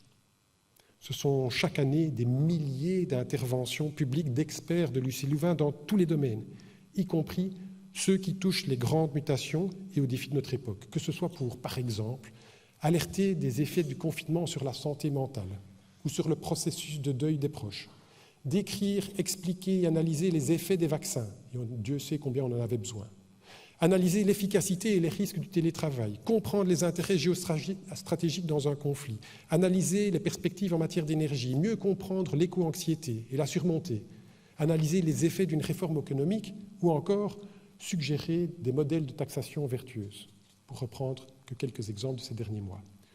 Nous devons nous exprimer, mais nous devons le faire avec précaution et déontologie, là où nous sommes légitimes. Notre légitimité résulte de notre expertise scientifique. Par conséquent, nous outrepassons notre liberté académique lorsque nous nous exprimons publiquement en utilisant notre statut d'expert pour exprimer des opinions qui sont en dehors de notre champ de compétences. Notre parole d'expert est nécessaire, mais en dehors de nos domaines d'expertise, elle n'a ni plus ni moins de poids que celle de n'importe quel citoyen. Venons-en maintenant à l'université, lieu de création de perspectives nouvelles. L'université constitue un lieu unique et original de création de perspectives de long terme, mais aussi de réponse à plus court terme. Elle doit plus que jamais inscrire cette volonté au cœur de ses missions. Elle a cette possibilité toute particulière de dialogue en de nombreux domaines, comme par exemple technologie, sociologie, histoire, médecine, psychologie ou encore éthique. Elle dispose d'une capacité d'audace, de renouvellement et de proposition en dehors des sentiers battus, des impasses et des défaitismes. Elle doit être un lieu de liberté et de propositions utiles à la société. Cette capacité, nous l'exploitons jour après jour. Les recherches foisonnent dans tous les domaines. Rien que ces derniers mois, des chercheuses et des chercheurs de notre université ont développé des recherches sur les mécanismes bloqueurs du Covid, un autotest Covid simplifié, des mesures de permafrost et de calotte arctique, un système d'alerte contre la fonte de la banquise, une compréhension des échanges gazeux entre forêt et atmosphère, une analyse de l'impact de la population sur les mammifères marins, une stratégie globale d'usage des terres, des propositions de stratégie européenne pour limiter la déforestation, des propositions de réhabilitation durable à Bruxelles, et je pourrais continuer. Sans doute, plus que jamais, nous devons être attentifs aux impacts potentiels de notre pratique scientifique, y compris de la recherche fondamentale sur les enjeux très concrets de ce siècle. Les vertus du dialogue interdisciplinaire sont comprises par les étudiantes et les étudiants. Celles et ceux des écoles normales supérieures les résument dans une tribune récente publiée dans Le Monde, dont je voudrais vous citer un extrait. Je cite « Ainsi, la communauté mathématique peut mettre à profit sa connaissance des systèmes complexes pour améliorer les modèles avec lesquels les climatologues anticipent l'ampleur des sécheresses à venir, ce qui sert ensuite aux agronomes pour mettre au point des variétés résistantes. De même, les géographes et les sociologues peuvent se saisir de ces travaux pour identifier à l'avance les populations vulnérables et des politiques d'adaptation efficaces. La recherche impliquée est suffisamment riche pour que toutes les disciplines puissent y participer et que la recherche fondamentale y trouve une place essentielle. Attentifs à la planète, soucieux des enjeux du monde, nous devons l'être aussi à la qualité des liens qui nous unissent. En interne, il importe en particulier de soutenir nos politiques en matière de bien-être et d'inclusivité. Nous ne relâcherons pas nos efforts dans notre lutte contre toutes les formes de harcèlement et de violence de genre. L'UC Louvain doit assurer partout un environnement de respect, tant pour son personnel que pour les étudiantes et les étudiants. L'université, notre université, n'entend pas fuir ses responsabilités. Nous devons mettre toute notre énergie à la recherche collective des manières efficaces de faire évoluer les mentalités et les pratiques. Dès cette rentrée, et dans le cadre du plan Respect qui a été mentionné tout à l'heure, tous les étudiantes et tous les étudiants sont invités à suivre une formation en ligne de sensibilisation au consentement sur leur espace de cours Moodle. En ce premier jour de rentrée, plus de 40 000 personnes sont inscrites à cette sensibilisation. Tous les responsables de l'université, plus de 1200 personnes, seront également formés dans les semaines à venir pour mieux prévenir et mieux combattre le harcèlement sous toutes ses formes. Le plan Respect a permis de renforcer, d'améliorer et d'élargir les dispositifs existants. Les cas de harcèlement nécessitent un traitement rigoureux. Je veux nous engager à continuer à affronter cette question avec détermination et, comme l'a dit le président du conseil d'administration avant moi, sans relâcher notre attachement au respect des droits fondamentaux. Cette détermination, nous devons la déployer ensemble, et non seulement contre le harcèlement et les violences de genre, mais aussi contre toutes les formes de discrimination et de violence, et ceci fait écho à l'intervention du Cora il y a un instant. Nous devons cultiver la diversité comme source d'inspiration et moteur de nouvelles perspectives pour notre université et la société plus largement, et ainsi contribuer durablement à, comme le thème de cette soirée, inventer nos lendemains. Venons-en maintenant finalement à l'enseignement et plus largement à la formation. L'accumulation des mutations que nous traversons nous invite tout naturellement à questionner nos enseignements. Les auteurs d'un récent sondage publié dans le Lancet de 10 000 jeunes de 10 pays de tous les continents rapportent que 75% des jeunes de 16 à 25 ans trouvent que l'avenir est effrayant, et peut-être est-ce cela aussi qu'on doit entendre dans l'intervention que nous avons entendue. Avec les scores les plus élevés en Asie et en Amérique du Sud, pas en Europe. en découvrant les conséquences de la perte de biodiversité ou les incidences du dérèglement climatique, l'angoisse, l'incompréhension, l'impuissance, voire parfois la colère, pointent chez les jeunes qui dénoncent l'inadéquation des formations avec les défis d'aujourd'hui. Les acteurs socio-économiques partagent cette même attente. Les entreprises, les administrations, le secteur associatif doivent pouvoir mobiliser des compétences adéquates pour s'adapter aux changements systématiques auxquels nous faisons face. Face à ces interpellations, comment définir un horizon désirable? Nous devons, plus largement, reconnecter nos programmes de formation avec la réalité des limites planétaires, de la fragilité du vivant et des enjeux économiques, sociaux et de démocratie. Par notre rôle de formation, nous portons la responsabilité de développer des savoirs et des compétences pour penser et construire la société de demain, mais aussi celle de raviver le courage, l'espoir et l'émerveillement. Il y a 2 ans, l'UC Louvain lançait un vaste plan transition auquel il était fait référence dans le discours du Cora, dans le cadre de son plan stratégique Horizon 600. Ce plan prévoit que dans chaque faculté, les étudiantes et les étudiants suivent des apprentissages en lien avec le développement durable. L'intégration transversale de ces enjeux s'inscrit dans la logique de la mineure interdisciplinaire déjà mise en place il y a plus de 5 ans. Pour cette rentrée, 141 cours thématiques répartis dans 14 facultés seront proposés. Il y a quelques jours, une centaine d'enseignants, y compris des personnes de cette salle, une centaine d'enseignants et des responsables de programmes de l'UC Louvain étaient réunis autour de l'intégration des enjeux de développement durable dans les programmes de formation. J'invite chaque faculté à emboîter ce pas pour que les commissions de programme s'approprient ces évolutions. Mesdames et messieurs, il est temps de conclure. À la sortie de la Deuxième Guerre mondiale, le poète et résistant français René Char nous interrogeait énergiquement. Comment vivre sans inconnu devant soi? Comment vivre sans inconnu devant soi? Monseigneur Joseph de Kessel, grand chancelier de notre université, a présidé la célébration eucharistique de cette rentrée. Et j'aimerais à la fois le remercier pour sa présence et citer un extrait de son homélie. Oui, l'insécurité et l'instabilité posent problème et mettent en danger l'équilibre d'une société. Et un peu plus loin, mais le contraire est tout aussi vrai. Si rien ne change jamais, si l'avenir n'est que la prolongation du passé, si l'on n'aborde les nouveaux défis qu'avec les évidences de ce que l'on a toujours dit, cette stabilité devient elle-même facteur d'instabilité. Fin de citation. Notre université fêtera bientôt ses 600 ans avec l'accueil Leuven de notre sœur de cœur. Les 10 prochaines années ne seront qu'un bref moment dans notre longue histoire.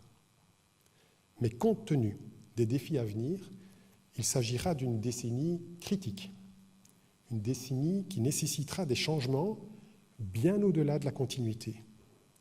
Pour cela, nous avons besoin de la mobilisation et de l'engagement de toutes et tous. Cet engagement est bien loin de la quiétude des temps de paix et de tranquillité. Mais comme je l'évoquais, cette intranquillité-là, c'est notre vie aussi, et c'est notre vocation.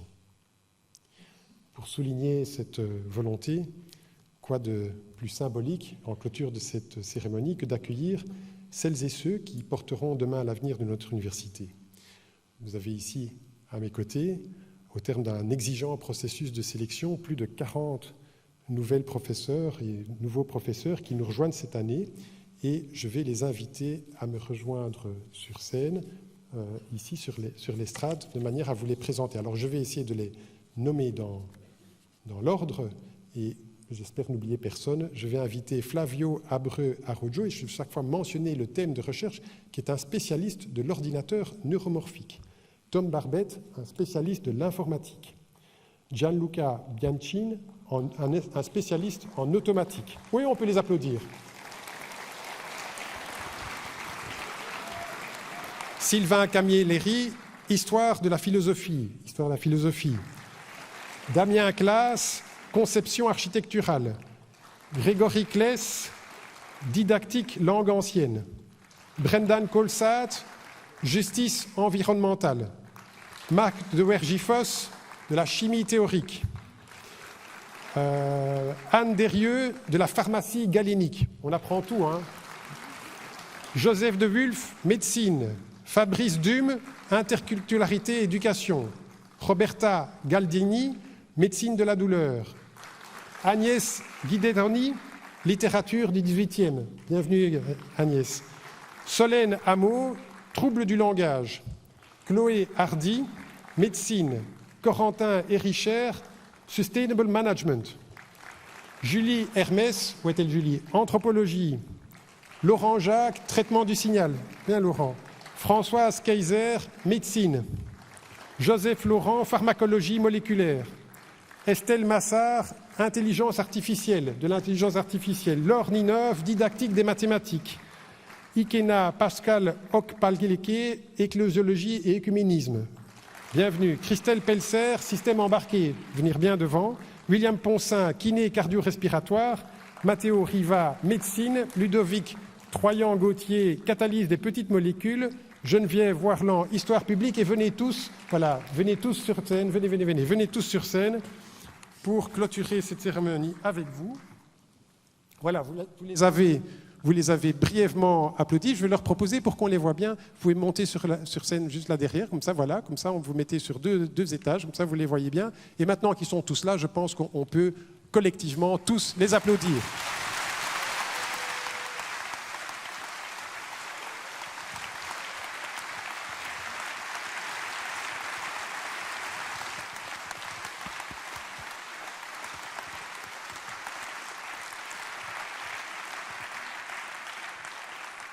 So on behalf of our community, I'd like to welcome all these new colleagues and hope that they'll find at UC Louvain, at Université catholique de Louvain, UC Louvain, a place of fruitful exchanges and a unique professional and human experience.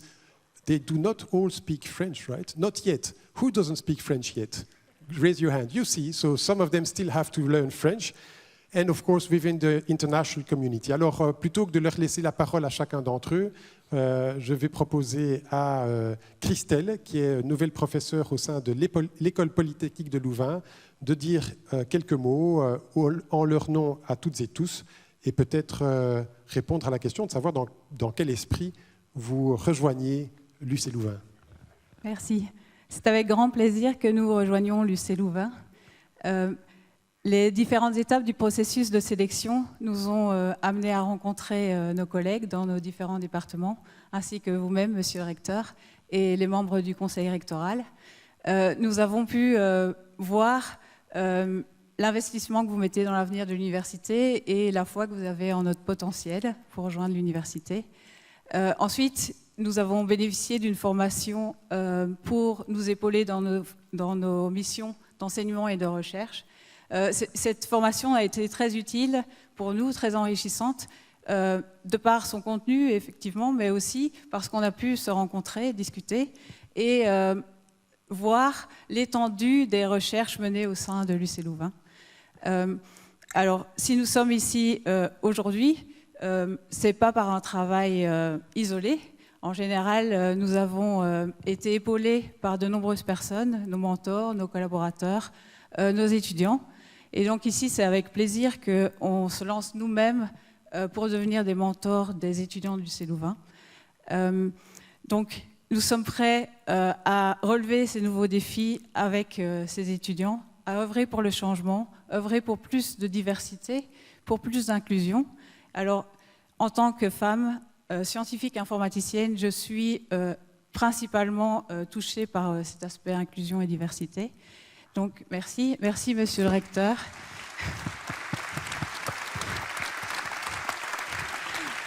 Merci les membres du conseil rectoral.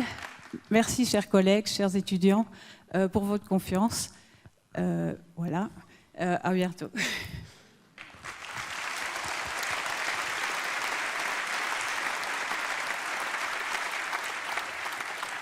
Quand vous voyez comme ça nos nouveaux professeurs, qui sont ceux qui seront à charge de l'université, peut-être dans les fonctions de ceux qui sont assis là dans quelques années, qui sait comment ne pas être pleinement confiant, enthousiaste et dynamisé par l'énergie que vous représentez toutes et tous et l'invitation aussi que nous vous faisons et à laquelle vous répondez d'inventer nos lendemains.